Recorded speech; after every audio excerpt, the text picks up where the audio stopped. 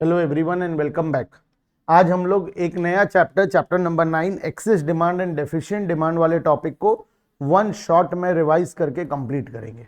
अभी तक हम ऑलरेडी बहुत सारे चैप्टर्स का वन शॉट वीडियो अपलोड कर चुके हैं, जिसमें हम पूरे सिलेबस को, पूरे चैप्टर को सही तरीके से कवर करने का कोशिश किए। सारा टॉपिक कवर हुआ है। आज हम लोग chapter number 9 access demand and deficient demand के बारे में पढ़ेंगे। ठीक है, डिमांड क्या होता है, एक्सेस डिमांड क्या होता है, डेफिशिएंट डिमांड क्या होता है, ये तुम लोगों को ऑलरेडी पता है। जो भी चैप्टर नंबर 8 का वन शॉट क्लास नहीं किया है वो सबसे पहले चैप्टर नंबर 8 का वन शॉट करेगा, उसके बाद आकर चैप्टर नंबर 9 का वन शॉट करेगा। चैप्टर नंबर 8 का वन शॉट ऑलरेडी अपलोडेड है प्लेलिस्ट में। आज हम लोग पढ़ रहे हैं चैप्टर नंबर 9। चलो, अब हमें यह पता है कि डिमांड चैप्टर का जैसे नाम है access demand and deficient demand, तो अब हमें सबसे पहले ये समझना पड़ेगा कि कब डिमांड एक्सेस होता है और कब डिमांड डेफिशिएंट होता है, या फिर हमें ये समझना पड़ेगा कि एक्सेस डिमांड होने से क्या प्रॉब्लम होता है और डेफिशिएंट डिमांड होने से क्या प्रॉब्लम होता है, या इकोनॉमी में क्या चेंजेस आता है जब एक्सेस डिमांड होगा या डेफिशिएंट डिमांड होगा। सबसे पहले इक्विलिब्रियम लेवल ऑफ डिमांड क्या होता है। इक्विलिब्रियम लेवल ऑफ डिमांड होता है जब एग्रीगेट डिमांड एग्रीगेट सप्लाई के साथ इक्वल होता है, जो कि हम इसके पहले वाले चैप्टर में सही तरीके से पढ़े थे, पूरा डायग्राम दिखाकर पढ़े थे। डायग्राम में हम लोग इक्विलिब्रियम वाला पॉइंट निकालना भी सीखे थे और पूरा डिटेल में डिस्कशन किए थे। एक्सेस डिमांड क्या होगा, जब भी डिमांड इक्विलिब्रियम लेवल से ज्यादा हो जाए लेकिन सप्लाई कम रहे, सप्लाई उतना का उतना है, डिमांड सिर्फ बढ़ गया, तो एक्सेस डिमांड का सिचुएशन आ जाएगा। अगर मान लो सप्लाई उतना और डिमांड कम हो गया तो डेफिशिएंट डिमांड का सिचुएशन अराइज होगा इकोनॉमी के अंदर में। ठीक है, तो इक्विलिब्रियम क्या होता है, इक्विलिब्रियम लेवल में एक्सीड और fall short of the employment level, ये छोड़ दो, ये अभी हमें कुछ काम का नहीं है। Full employment level, under employment equilibrium and over employment equilibrium भी हम लोग पिछले क्लास में पढ़े थे, पिछले वाले वीडियो में पढ़े थे। तो अभी के लिए हमें ये टॉपिक पढ़ना नहीं है कि ये ऑलरेडी हमारा चैप्टर नंबर 8 में कवर्ड है, और मुझे उम्मीद है कि सभी बच्चे चैप्टर 8 का वन शॉट वीडियो कर लिए हैं, उसके बाद चैप्टर नंबर 9 का कर रहे हैं। अगर तुम डायरेक्टली चैप्टर नंबर 9 का कर रहे हो तो तुमसे बड़ा नालायक इस दुनिया में कोई नहीं है। तो इससे पहले चैप्टर नंबर 8 का वीडियो करना है, फिर 9 का करना है। ठीक है, एक्सेस डिमांड। एक्सेस डिमांड क्या होता है, एक्सेस डिमांड क्यों होता है, रीजन क्या, एक्सेस डिमांड मतलब when demand is more than supply, या फिर when aggregate demand is more than aggregate supply, हम इसे बोलेंगे एक्सेस डिमांड। अब excess demand give rise to an inflationary gap. What is inflationary gap, बताओ मुझे। अगर इकोनॉमी में डिमांड ज्यादा होगा, सप्लाई कम होगा, तो प्रोडक्ट का प्राइस क्या होगा। मान लो चॉकलेट है, चॉकलेट है, इस चॉकलेट का डिमांड ज्यादा है और सप्लाई कम है, सप्लाई कम है डिमांड ज्यादा है, मतलब ज्यादा लोग इसे खरीदना चाहते हैं लेकिन दुकानदार के पास ज्यादा यूनिट है नहीं बेचने के लिए, तो इसका प्राइस ऑब्वियस सा बात है इकोनॉमी में इंक्रीज होगा, इसका प्राइस इंक्रीज होगा। उसी तरीके से जब भी इकोनॉमी में एक्सेस डिमांड का सिचुएशन होता है तो इन्फ्लेशनरी गैप आता है। इन्फ्लेशनरी गैप मतलब चीजों का प्राइसेस बढ़ना शुरू हो जाएगा। Inflationary gap refers to the gap by which actual aggregate demand exceeds the aggregate demand required to establish the full employment equilibrium. जितना डिमांड होना चाहिए था, मतलब सप्लाई के साथ इक्वल होना चाहिए था, इस सप्लाई के साथ डिमांड को इक्वल होना चाहिए था, लेकिन डिमांड ज्यादा है, तो ये जो गैप है, जितना डिमांड होना चाहिए था और जितना डिमांड इकोनॉमी में है, उस बीच का जो गैप है, उस गैप को हम लोग बोलेंगे इन्फ्लेशनरी गैप। एग्जाम में क्वेश्चन आता है एक्सप्लेन इन्फ्लेशनरी गैप, या what do you mean by inflationary gap, मतलब एक्सप्लेन विथ सुटेबल डायग्राम। तो उस केस में तुम्हें ये पूरा डायग्राम बनाकर आना पड़ेगा और यहाँ पर तुम्हें इन्फ्लेशनरी गैप को शो करना पड़ेगा कि इन्फ्लेशनरी गैप क्या होता है। ठीक है, मेरा साउंड थोड़ा अजीब आएगा क्योंकि मेरा गला का कंडीशन नहीं है कि मैं ये वीडियो रिकॉर्ड करूं, लेकिन फिर भी एज पर शेड्यूल हम लोगों को वन शॉट रिकॉर्ड करना था, तो मैं अपना पूरा कोशिश कर रहा हूं वन शॉट को रिकॉर्ड करने का, बिकॉज तुम्हारे एग्जाम्स भी आने वाला है, हमें सारा चैप्टर कवर करना है, इस वजह से मैं वन शॉट रिकॉर्ड कर रहा हूँ। ठीक है, तो अभी फिलहाल के लिए तुम देखो इन्फ्लेशनरी गैप क्या होता है, तो थोड़ा सा साउंड मैनेज कर लेना, कहीं पर अगर प्रॉब्लम होगा तो। एग्रीगेट डिमांड C+I होता है। ठीक है अगर ये डिमांड होना चाहिए था और ये सप्लाई होना चाहिए था, दोनों का इक्विलिब्रियम एस्टैब्लिश होता है पॉइंट ई में, लेकिन मान लो किसी रीजन से डिमांड इंक्रीज हो गया। अब ये कौन सा रीजन हो सकता है डिमांड इंक्रीज होने का, इन्वेस्टमेंट ज्यादा, इन्वेस्टमेंट मल्टीप्लायर वाला कॉन्सेप्ट पढ़े थे। अगर इन्वेस्टमेंट ज्यादा हो गया तो उसके मल्टीप्लायर इफेक्ट के कारण क्या होगा, इन्वेस्टमेंट इंक्रीज होने के कारण एग्रीगेट डिमांड क्या हो जाएगा, इंक्रीज हो जाएगा। तो एग्रीगेट डिमांड इंक्रीज हो गया, तो ये जो गैप क्रिएट हुआ, इक्विलिब्रियम यहाँ होना चाहिए था, लेकिन अभी डिमांड यहाँ, तो ये गैप को हम लोग क्या बोलेंगे, this is known as inflationary gap. Diagram बहुत इंपॉर्टेंट है, एग्जाम में बहुत बार आता है, ये डायग्राम इंपॉर्टेंट है, डायग्राम को सही तरीके से लिखना है, सारे नोटेशंस एग्जाम में लिख कर आना है। लोग क्या करते हैं, ऐसे गाड़ी खींच के ऐसे ऐसे बना देते हैं और ये इन्फ्लेशनरी गैप है दिखा देते हैं। क्या कौन समझेगा, ये बताओगे एक्स एक्सिस में क्या है, वाई एक्सिस में क्या है, कौन सा पॉइंट इक्विलिब्रियम होना चाहिए था, कौन सा पॉइंट इक्विलिब्रियम हो रहा है, कौन सा पुराना डिमांड कर्व है, कौन सा नया डिमांड कर्व होगा, सब कुछ तुम्हें पूरा प्रॉपर्ली एक्सप्लेन करना पड़ेगा डायग्राम में, ठीक है। तो डायग्राम को प्रॉपर्ली बना कर आना। मेरे हिसाब से इन्फ्लेशनरी गैप वाला सिचुएशन का कॉन्सेप्ट क्लियर है। हम इन्फ्लेशनरी गैप का डेफिनेशन यहाँ पर तुम लिखा हुआ है, साथ में हम पढ़ भी लिए और उसका डायग्राम भी हमारे पास हो गया, ठीक है। अब चलते हैं next. It must be noted that the situation of excess demand generates inflationary pressure in the economy. Larger the inflationary gap, जितना ज़्यादा inflationary gap होगा, greater will be the inflationary pressure on the economy. Obvious सा बात है, जितना ज़्यादा inflationary gap होगा, चीज़ों का प्राइस इकोनॉमी में उतना ज़्यादा तेजी से बढ़ेगा, ठीक है। Reasons for excess demand, again one of the important topic, क्यों excess demand होता है। सबसे पहला, rise in the propensity to consume. अगर प्रोपेंसिटी टू कंज्यूम इंक्रीज हो गया तो लोगों के पास पैसा है और उनका प्रोपेंसिटी टू कंज्यूम इंक्रीज हो रहा है, तो उस केस में वो लोग सारे पैसे को खर्च करेंगे। अगर खर्च करेंगे तो इकोनॉमी में डिमांड का सिचुएशन क्रिएट होगा, डिमांड बढ़ना शुरू हो जाएगा। तो जब भी प्रोपेंसिटी टू कंज्यूम राइज होगा, उस केस में एग्रीगेट डिमांड राइज होगा। Reduction in taxes. अब देखो, ओवरऑल मैं तुम्हें एक कॉमन सा जनरल नॉलेज दे दूं कि डिमांड कब इंक्रीज होता है। जब लोगों के हाथ में पैसा होगा तब डिमांड आएगा, ऑटोमेटिक सा बात है। जब भी लोगों के हाथ में पैसा होगा तब डिमांड ऑटोमेटिकली आएगा। लोगों के हाथ में पैसा नहीं होगा तो डिमांड भी नहीं होगा, ठीक है। तो अगर गवर्नमेंट टैक्सेस को रिड्यूस कर देता है तो लोगों के पास उनके हाथ में ज्यादा पैसा बचेगा। पहले मान लो मेरा इनकम 100 रुपए था, इस 100 रुपए में से 20 रुपए मैं गवर्नमेंट को टैक्स दे देता था, मेरे पास कितना बचा, 80 रुपए बचा। लेकिन अब गवर्नमेंट क्या किया, टैक्स को रिड्यूस कर दिया, तो मैं सिर्फ 10 रुपए टैक्स देता हूं, तो मेरे पास कितना बचा, 90 रुपए बचा। जब मेरे पास पैसा ज्यादा होगा तो मैं खर्च भी ज्यादा करूंगा। तो जब भी रिडक्शन इन टैक्सेस होगा, तो मेरे पास मनी सप्लाई इंक्रीज हो जाएगा। जब मेरे पास मनी सप्लाई इंक्रीज होगा तो उस केस में एग्रीगेट डिमांड भी इकोनॉमी में ऑटोमेटिकली इंक्रीज, क्योंकि ज्यादा पैसा होगा, मैं ज्यादा सामान खरीदूंगा, ज्यादा सामान खरीदूंगा तो ज्यादा इनकम जनरेट होगा, ज्यादा डिमांड जनरेट होगा।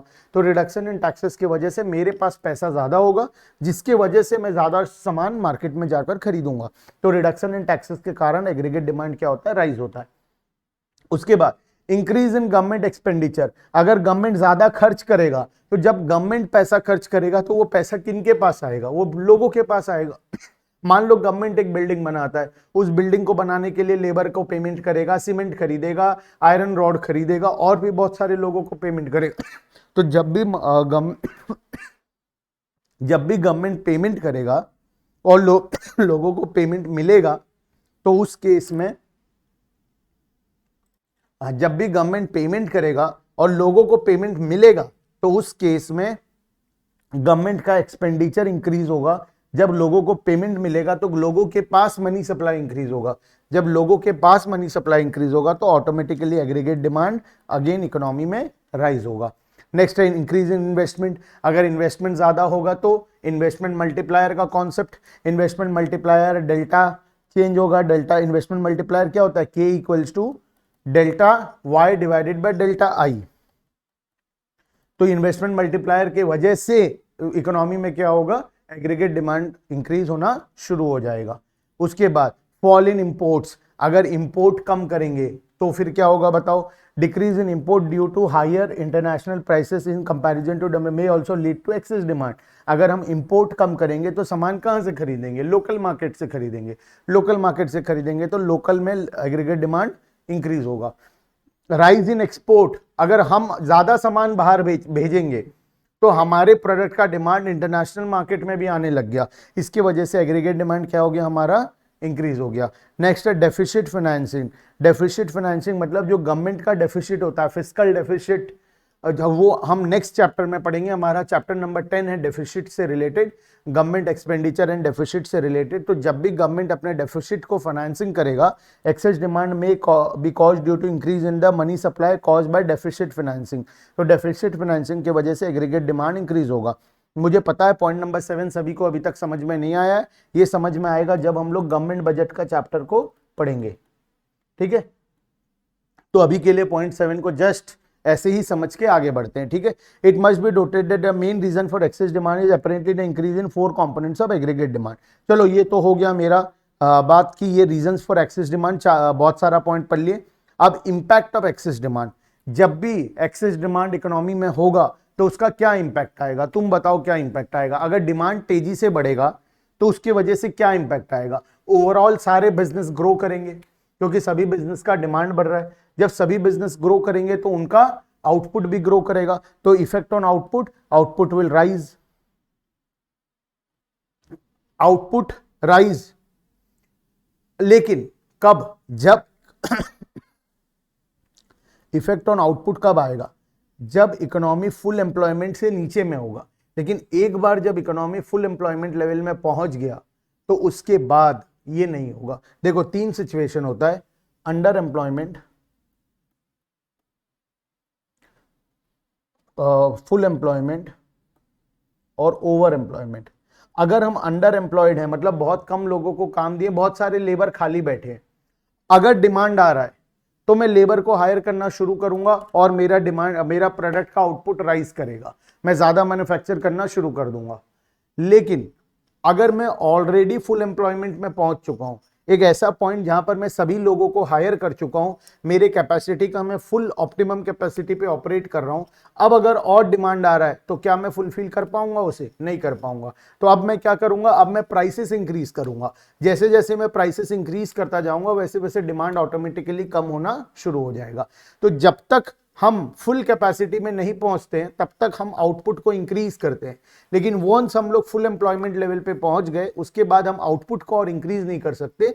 हम क्या करेंगे, उसके बाद प्राइसेस को इंक्रीज करेंगे जिससे हमारा डिमांड ऑटोमेटिकली कम हो जाएगा। तो इफेक्ट ऑन आउटपुट अगर पूछेगा तो एग्जाम में क्या लिखना है, effect on output, till full employment equilibrium, till full employment equilibrium output will rise, but once we reach the full employment equilibrium output will remain constant and only prices will rise. बस excess demand does not affect the level of output because economy is already in full employment level। यहां पर जो लिखा हुआ है वो ये लिखा है कि economy already full employment level में है।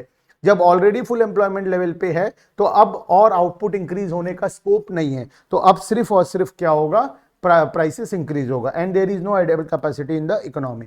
Effect on employment, till full employment level, अगर आउटपुट इंक्रीज हो रहा है टिल फुल एम्प्लॉयमेंट लेवल, अगर डिमांड आ रहा है तो एम्प्लॉयमेंट भी इंक्रीज होगा। लेकिन वोन्स हम लोग फुल एम्प्लॉयमेंट में पहुंच गए, हर लोगों को, हर वो इंसान जिसका willingness to work, ability to work और जो एग्जिस्टिंग वेज रेट में काम करना चाहता है, सभी को हम काम दे दिए हैं।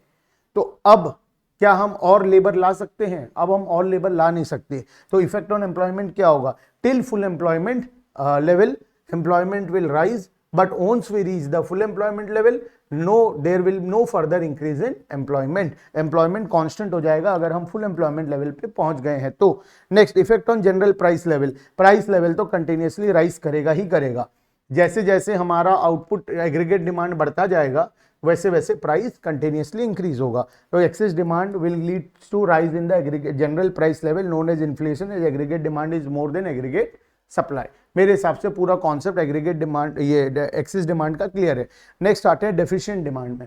व्हाट इज डेफिशिएंट डिमांड, जितना डिमांड होना चाहिए था उतना डिमांड नहीं हो रहा है, उससे कम हो रहा है डिमांड, तो इसे हम लोग बोलते हैं डिफ्लेशनरी गैप। जैसे हम इन्फ्लेशनरी पढ़े, इसका ठीक ऑपोजिट होता है डिफ्लेशनरी गैप, या फिर हम इसे बोलेंगे deficient demand. Deficient demand refers to a situation when aggregate demand is less than the aggregate supply, aggregate less than the aggregate supply corresponding, only नहीं है ये एग्रीगेट सप्लाई होगा, ये प्रिंटिंग मिस्टेक है। Aggregate supply corresponding to full employment level of output in the economy. अगर हम diagram को देखें ठीक से तो डायग्राम में यहां पर हमारा इक्विलिब्रियम होना चाहिए था, ये हमारा एग्रीगेट डिमांड था, ये हमारा एग्रीगेट सप्लाई था और हमारा यहां पर इक्विलिब्रियम होना चाहिए था। लेकिन किसी रीजन से जितना डिमांड होना चाहिए था उतना डिमांड इकोनॉमी में नहीं आ रहा है, तो डिमांड कम हो रहा है। अगर डिमांड कम हो रहा है तो हमारा इक्विलिब्रियम यहां पर आएगा, aggregate demand aggregate supply.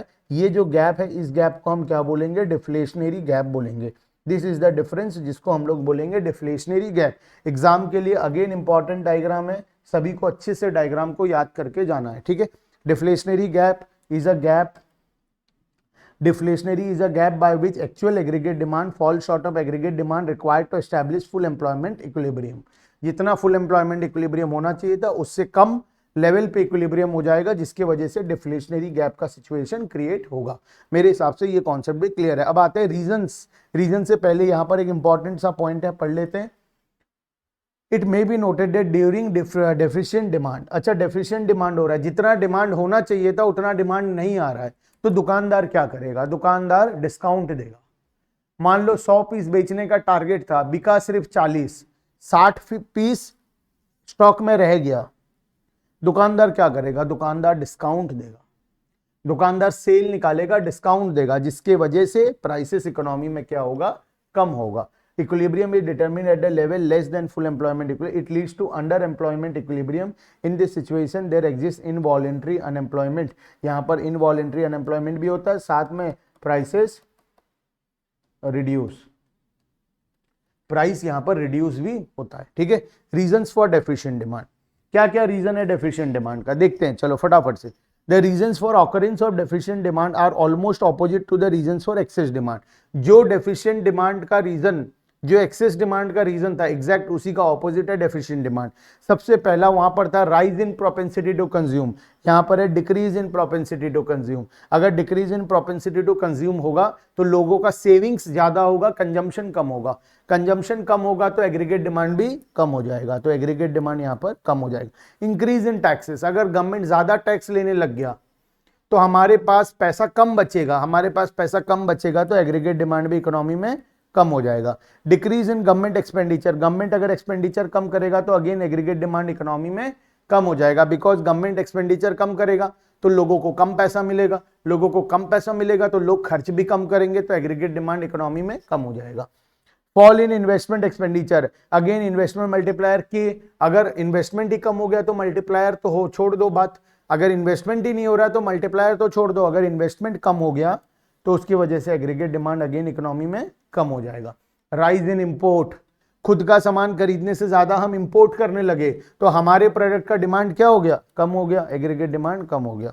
Fall in export, जो सामान हम पहले एक्सपोर्ट कर रहे थे अब हम उसे एक्सपोर्ट नहीं कर रहे हैं तो हमारे प्रोडक्ट का डिमांड क्या हो गया, इंटरनेशनल मार्केट में कम हो गया, तो हमारा एग्रीगेट डिमांड इकोनॉमी में कम हो जाएगा, ठीक है। Impact of deficient demand, deficient demand की वजह से क्या क्या होता है, आउटपुट, माल बिकेगा नहीं तो बना के क्या करोगे, डिमांड कम है, जितना होना चाहिए था नहीं है, डिमांड कम आ रहा है, अगर सामान बिक ही नहीं रहा है तो बनाकर क्या करोगे, तो आउटपुट क्या होगा, फॉल करेगा।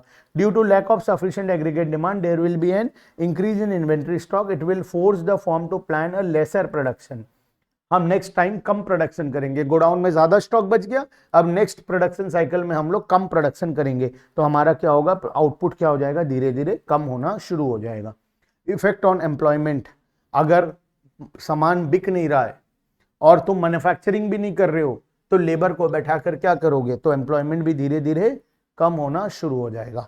Effect on general price level, जो प्रोडक्ट का प्राइसेस है वो भी कम होगा क्योंकि सामान को बेचने के लिए तुम्हें डिस्काउंट देना पड़ेगा, तो ओवरऑल इकोनॉमी में प्राइसेस भी कम होना शुरू हो जाएगा, जिसको हम लोग बोलते हैं डिफ्लेशनरी गैप, ठीक है। मेरे हिसाब से दोनों पॉइंट क्लियर है, एक्सेस डिमांड और डेफिशिएंट डिमांड का। अब यहाँ पर तुम्हें difference between access demand and deficient demand दिया हुआ है, ये इंपॉर्टेंट है, जब भी डिफरेंस बिटवीन लिखोगे बेसिस लिखना बहुत इंपॉर्टेंट है। अगर बेसिस तुम नहीं लिख रहे हो एग्जाम में, इसका मतलब तुम एक्सपेक्ट मत करना कि तुम्हें मार्क्स मिलेगा। अगर तुम 5 पॉइंट लिख कर आए हो लेकिन विदाउट बेसिस, तो इसका मतलब तुम 2 मार्क के बराबर भी आंसर लिख कर नहीं आए। 5 मार्क का क्वेश्चन है तो एटलीस्ट डिफरेंस बिटवीन जो लिखोगे ऑन द बेसिस 5 पॉइंट होना चाहिए, मिनिमम 5 पॉइंट होना चाहिए। अगर तुम बेसिस नहीं लिख रहे हो तो सोच कर चलो 1-2 मार्क जो तुम्हें मिलेगा वो भी तुम्हारा एग्जामिनर तुम्हारे ऊपर दया करके तुम्हें दे रहा है और कोई रीजन नहीं है। मैं होऊंगा तो मैं तो 0 दूंगा, मैं अगर पेपर चेक करूंगा तो मैं पूरा 0 दूंगा। अगर तुम difference between on not on the basis लिखे हो, सिर्फ डिफरेंस बिटवीन ऐसे ही लिख कर आ गए हो, अगर ये बेसिस का कॉलम नहीं है तो मैं तो पूरा ही 0 देता हूं, मैं तो 1 मार्क्स भी नहीं देता हूं। ठीक है, तो अगर कोई एग्जामिनर अच्छा भला दिल का होगा तो वो भले 1-2 मार्क्स दे देगा। मैं तो उतना भला इंसान नहीं हूं, तो मैं तो 0 मार्क्स देता हूं। और मैक्सिमम एग्जामिनर भले नहीं होते तो वो 0 ही देंगे तुम्हें। तो सोच समझ कर रखना, जितना भी डिफरेंस बिटवीन है स्टार्टिंग से लेकर पूरे पेपर में हमेशा ऑन द बेसिस पे ही लिख कर आना है। लेकिन अगर मान लो बेसिस तुम्हें नहीं आता है, बिल्कुल भी किसी भी हालत में तुम नहीं लिख सकते, बेसिस तुम्हें पता ही नहीं है, तो छोड़कर मत आना। ये कम से कम कुछ नहीं लिखने से बेटर तो कुछ लिख दो। तो एक्सेस डिमांड, डेफिशिएंट डिमांड, ऐसे डिफरेंस बिटवीन लिख कर आ जाना। भला इंसान होगा तो 1-2 मार्क तुम्हें एक्स्ट्रा मिल जाएगा। ठीक है, मैं रहूंगा तो नहीं मिलेगा, लेकिन कोई भला आदमी होगा तो मिल जाएगा। ठीक है, चलो, it is clear from the discussion that both, ये छोड़ दो, ये मैं नहीं पढ़ा रहा अभी। Measures to control excess demand and deficient demand. अब इकोनॉमी में एक्सेस डिमांड और डेफिशिएंट डिमांड हो चुका है, प्रॉब्लम होना शुरू हो गया है। अब इस प्रॉब्लम को सॉल्व कैसे करें? व्हाट आर द मेजर्स जिससे हम एक्सेस डिमांड को कंट्रोल कर सकते हैं, and what are the reason जिससे हम डेफिशिएंट डिमांड को कंट्रोल कर सकते हैं? ध्यान से सुनना, एक्सेस डिमांड में क्या होता है? एक्सेस डिमांड का रीजन क्या था? एक्सेस डिमांड का मेन रीजन था कि लोगों के पास बहुत सारा पैसा है। अगर लोगों के पास बहुत सारा मनी सप्लाई है तो लोग उससे खर्च करेंगे, जिससे एक्सेस डिमांड का सिचुएशन क्रिएट हो जाएगा। मैं मेरा एग्जांपल लेता हूं, अगर मेरे पास बहुत सारा पैसा होगा तो मैं उस पैसे का क्या करूंगा? मैं उस पैसे से बहुत सारा गुड्स एंड सर्विसेज खरीदूंगा, जिससे इकोनॉमी में डिमांड इंक्रीज हो जाएगा। तो अगर तुम्हें इस डिमांड को कंट्रोल करना है, एक्सेस डिमांड को कंट्रोल करना है, तो बेटर है तुम ऐसा कुछ करो कि मेरे पास पैसा ही ना हो, मेरे से डायरेक्टली पैसा ही ले लो, तो काम खत्म, फिर मैं खर्च ही नहीं कर पाऊंगा, डिमांड क्रिएट ही नहीं होगा। तो जब भी हम measures to control excess demand पढ़ते हैं बेसिकली हम यही पढ़ते हैं कि किस तरीके से हम लोग मनी सप्लाई को कम कर दें। अगर हम मनी सप्लाई को कम कर दिए, मतलब लोगों के पास पैसा नहीं होगा, लोगों के पास पैसा नहीं होगा तो वो लोग गुड्स एंड सर्विसेज भी नहीं खरीदेंगे। और जब हम डेफिशिएंट डिमांड के बारे में पढ़ते हैं, तो अगर डेफिशिएंट डिमांड हो रहा है और तुम्हें उसे कंट्रोल करना है, तुम्हें डिमांड को इंक्रीज करना है, तो तुम क्या करोगे? तुम जानबूझकर लोगों को पैसा दोगे। जब लोगों के पास पैसा आ जाएगा तो वो लोग क्या करेंगे? गुड्स एंड सर्विसेज खरीदना शुरू कर देंगे, जिससे डिमांड ऑटोमेटिकली इकोनॉमी में इंक्रीज होना शुरू हो जाएगा। तो चलो देखते हैं सबसे पहले क्या क्या पॉलिसीज होता है और क्या क्या हम लोग किस तरीके से काम करते हैं। पॉलिसीज में 2 प्रकार का पॉलिसीज होता है, एक होता है फिस्कल पॉलिसी, दूसरा होता है मॉनेटरी पॉलिसी। ये बनाता है गवर्नमेंट ऑफ इंडिया और ये बनाता है हमारा RBI, reserve bank of India. Government जो डिसीजंस लेता है उसको हम फिस्कल पॉलिसीज बोलते हैं, और RBI जो डिसीजंस लेता है उसको हम लोग मॉनेटरी पॉलिसी बोलते हैं। ठीक है, फिस्कल पॉलिसी के अंदर 2 प्रकार का मेनली डिसीजंस होता है, एक गवर्नमेंट स्पेंडिंग को लेकर और दूसरा टैक्सेस को लेकर। और मॉनेटरी के अंदर 2 होता है, quantitative techniques and qualitative techniques. ठीक है, सबसे पहले अगर हम बात करें गवर्नमेंट के द्वारा, तो अगर मान लो मनी सप्लाई, तुम यहां पर मानकर चलो पॉलिसीज जो हम लिखे हैं, this are the policies to control money supply. अगर मनी सप्लाई इंक्रीज कंट्रोल हो गया, इसका मतलब excess demand and deficient demand automatically control हो जाएगा। तो हमारा बेसिकली एक्सेस डिमांड और डेफिशिएंट डिमांड को कंट्रोल करने का रीजन है कि हम किस तरीके से मनी सप्लाई को कंट्रोल करें। ठीक है, अगर एक्सेस डिमांड हो गया है, इसका मतलब लोगों के पास बहुत सारा पैसा है, तुम्हें लोगों से पैसा रिटर्न लेकर आना है। तो रिटर्न कैसे लेकर आओगे? टैक्सेस बढ़ा दो। गवर्नमेंट अगर होगा, गवर्नमेंट बैठ के सोच रहा है क्या करूं क्या करूं, तो वो क्या सोचेगा? टैक्सेस को इंक्रीज कर देते हैं। अगर टैक्सेस इंक्रीज हो जाएगा तो लोगों के पॉकेट से पैसा मेरे पास आ जाएगा, जिससे लोगों के पास पैसा बचेगा नहीं, तो वो लोग खर्च भी नहीं करेंगे। तो इसी तरीके से हम पढ़ने वाले हैं कि गवर्नमेंट क्या सोचेगा मनी सप्लाई को कंट्रोल करने के लिए। ठीक है, in case of excess demand,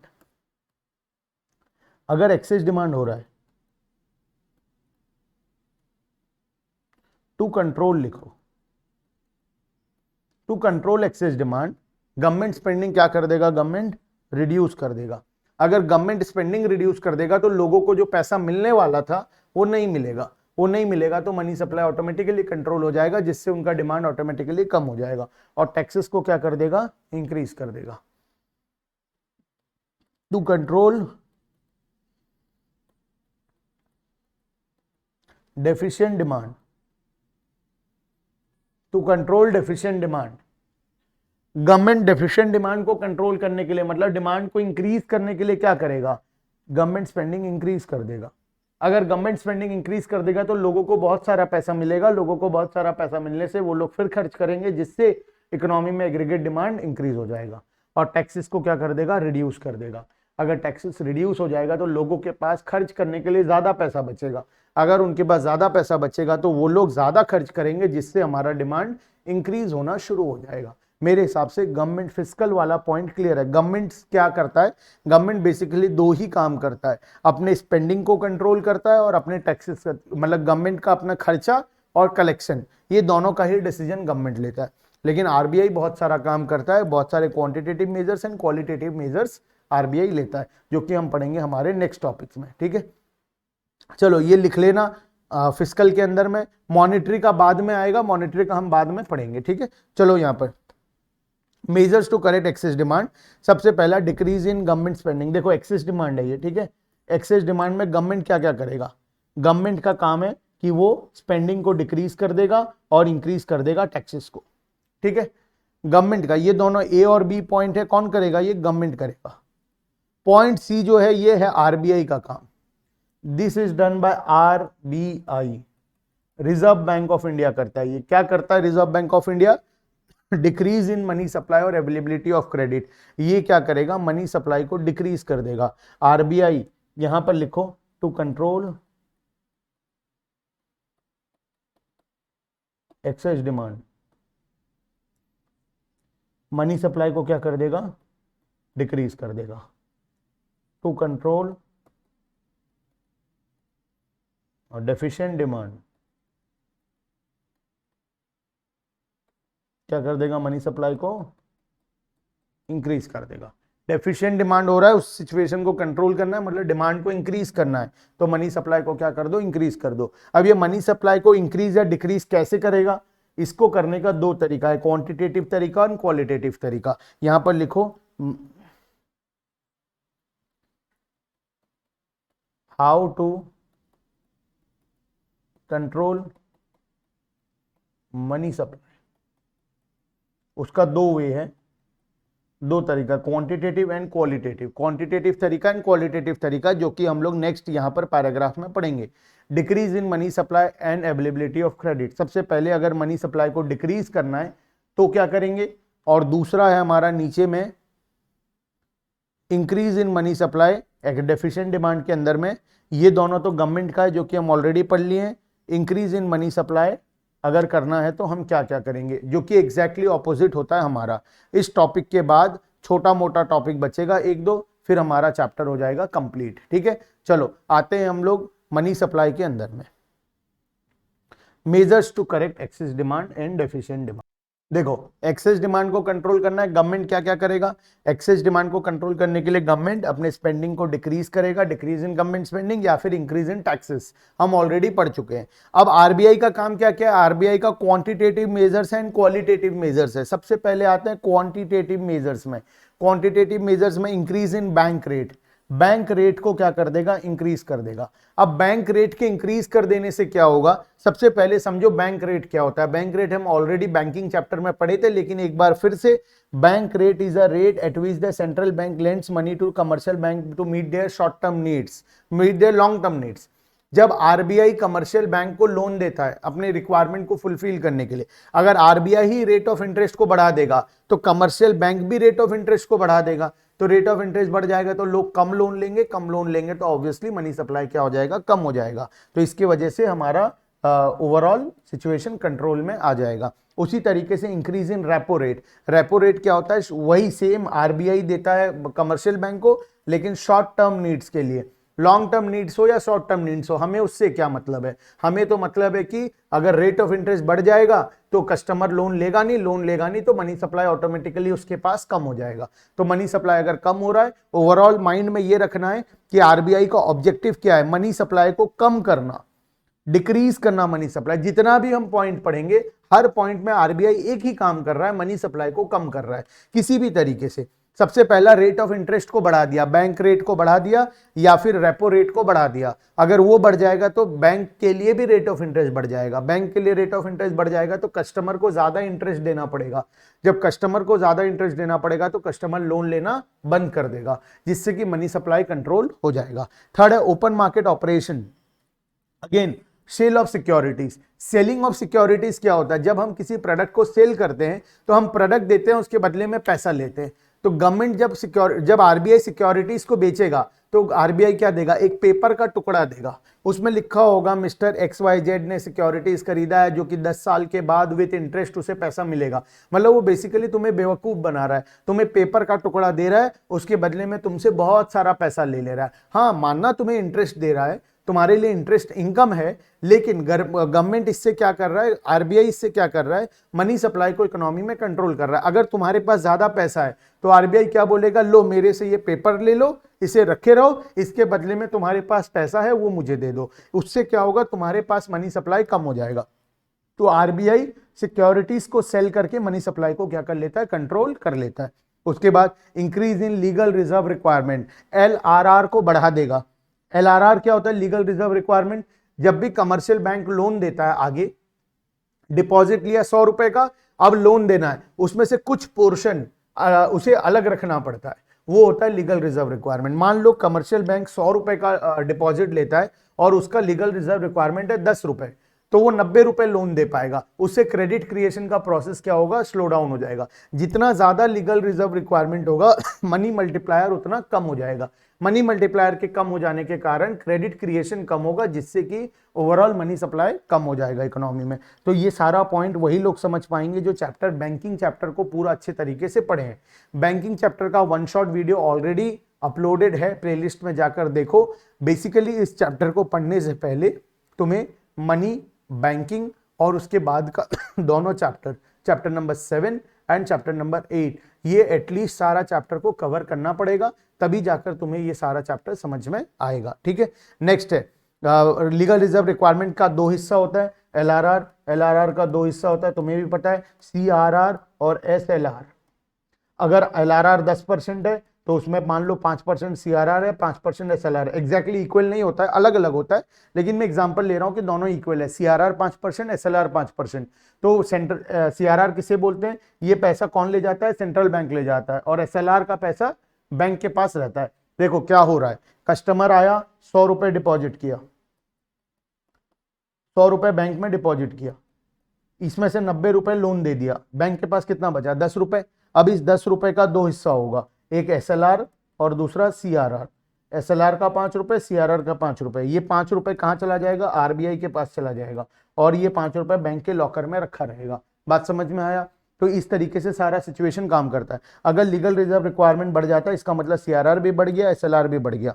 तो इनमें से कुछ भी अगर इंक्रीज हो रहा है, इसका मतलब मनी क्रिएशन, क्रेडिट क्रिएशन का प्रोसेस स्लो हो जाएगा, जिससे मनी सप्लाई इकोनॉमी में कम हो जाएगा। ठीक है, नेक्स्ट आता है क्वालिटेटिव इंस्ट्रूमेंट। क्वालिटेटिव इंस्ट्रूमेंट में क्या करेगा? सबसे पहला increasing margin requirement. Margin requirement क्या होता है? जब भी हम लोन लेने जाते हैं, मान लो मेरे पास 1 करोड़ का प्रॉपर्टी है, तो बैंक जनरली हमें पूरा 1 करोड़ रुपए लोन नहीं देता, बैंक हमें कम अमाउंट का लोन देता है। 80 लाख रुपए का लोन दिया, तो यहां पर मार्जिन रिक्वायरमेंट हो गया 20% का। तो जितना ज्यादा मार्जिन रिक्वायरमेंट होगा, हमें लोन उतना कम मिलेगा। अगर लोन कम मिलेगा तो मनी सप्लाई भी क्या हो जाएगा? कम हो जाएगा। तो जब आरबीआई को मनी सप्लाई इंक्रीज स्लो करना हो, कम करना होता है, तो वो मार्जिन रिक्वायरमेंट को क्या कर देता है? इंक्रीज कर देता है। मार्जिन अगर इंक्रीज हो जाएगा तो लोन कम मिलेगा, लोन कम मिलने की वजह से मनी सप्लाई भी कम होगा। मोरल सुएशन पॉइंट इंपॉर्टेंट है। आरबीआई जानबूझ के बैंक को बोलता है कि अभी लोन मत दो, अभी नाटक करो थोड़ा, कस्टमर आने से उसे बोलो ये डॉक्यूमेंट लगेगा, वो डॉक्यूमेंट लगेगा, आज टाइम नहीं है, कल टाइम नहीं है, इस तरीके से थोड़ा परेशान करो। ये आरबीआई ऐसा बोलता है। मोरल सुएशन करो मतलब जानबूझकर लोन मत दो। अगर आरबीआई जानबूझकर बोलता है कि तुम लोन मत दो, तो ओवरऑल लोन देने का काम बैंक नहीं कर सकता। मतलब बैंक को एडवाइस दे देता है कि अब लोन मत देना, बहुत सारा लोन हो गया है, मनी सप्लाई बहुत हो गया, अब लोन मत देना। This is known as moral suasion. तुम्हें नहीं लगता ये इलीगल होना चाहिए कि जानबूझकर कस्टमर को परेशान किया जा रहा है?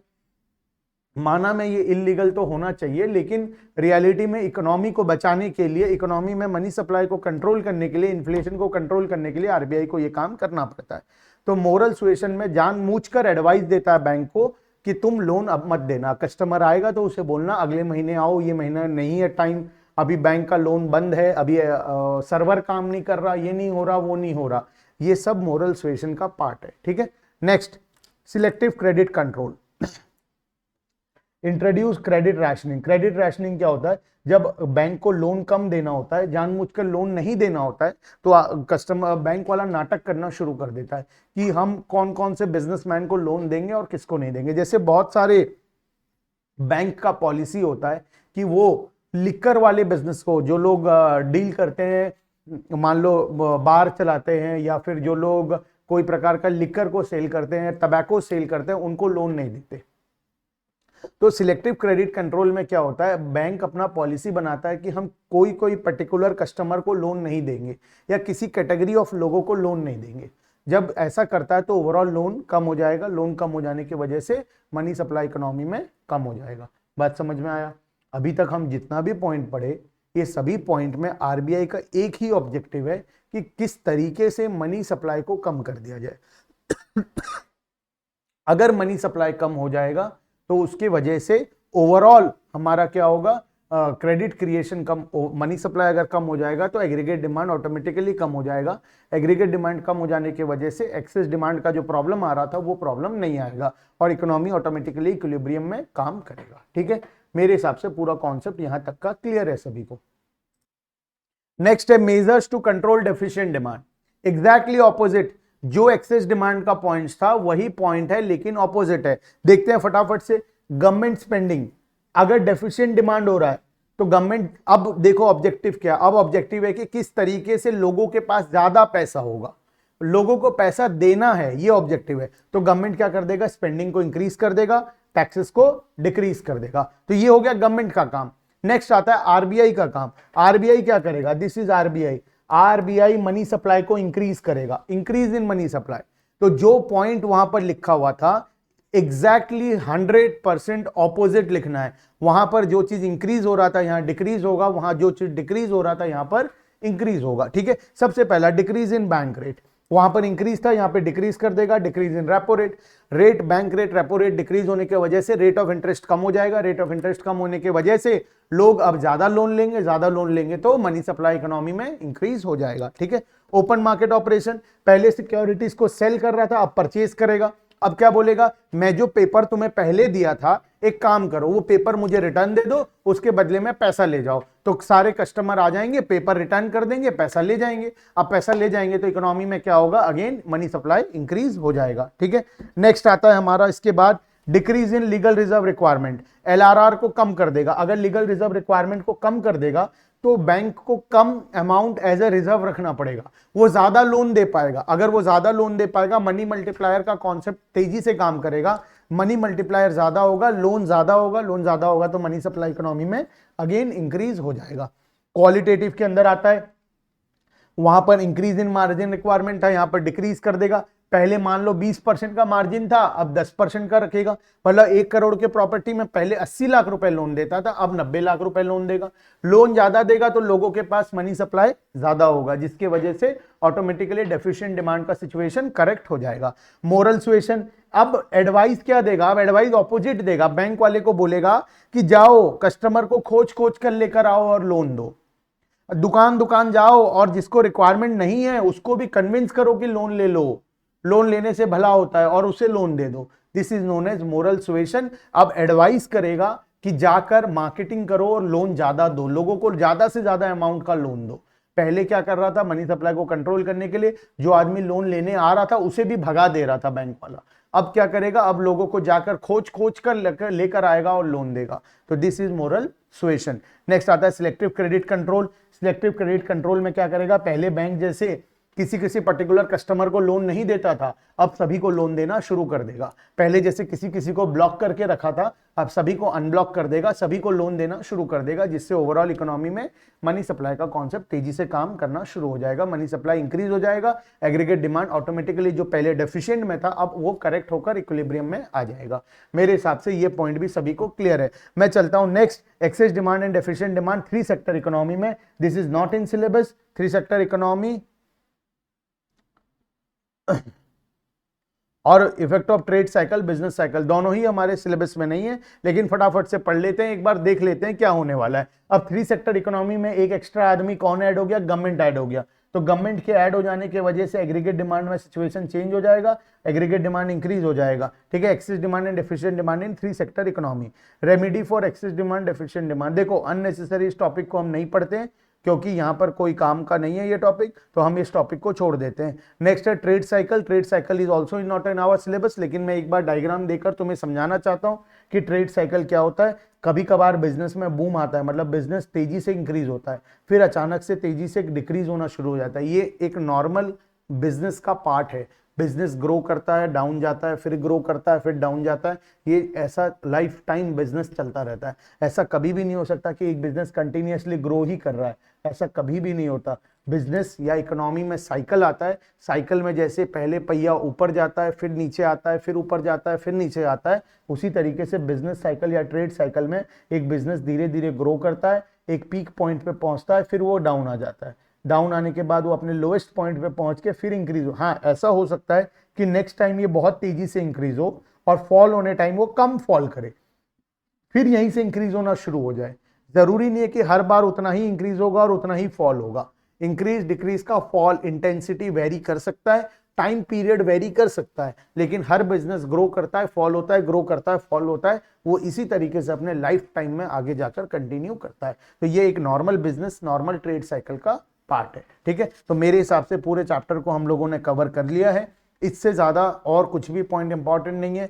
ये पॉइंट किसी को अगर लग रहा है इंपॉर्टेंट है तो बता दे रहा हूं, थ्री सेक्टर इकोनॉमिक गवर्नमेंट वाला पॉइंट हमारे सिलेबस में नहीं है, हमें पढ़ने का जरूरत नहीं है बिल्कुल भी। ठीक है, चलो, तो मेरे हिसाब से पूरा चैप्टर कवर है। वन शॉट वीडियो से सारा चैप्टर हम लोग कवर करेंगे और ज्यादा चैप्टर बचा नहीं है हमारा मैक्रो इकोनॉमिक्स में। आज हम चैप्टर नंबर 9 किए, 10, 11, 12 और चैप्टर 4, टोटल 4 चैप्टर हमारा और बाकी है, जो कि हम अपलोड जल्दी कर देंगे। ठीक है, चलो आज के लिए इतना ही, बाकी का डिस्कशन नेक्स्ट क्लास में। Bye bye everyone and thank you.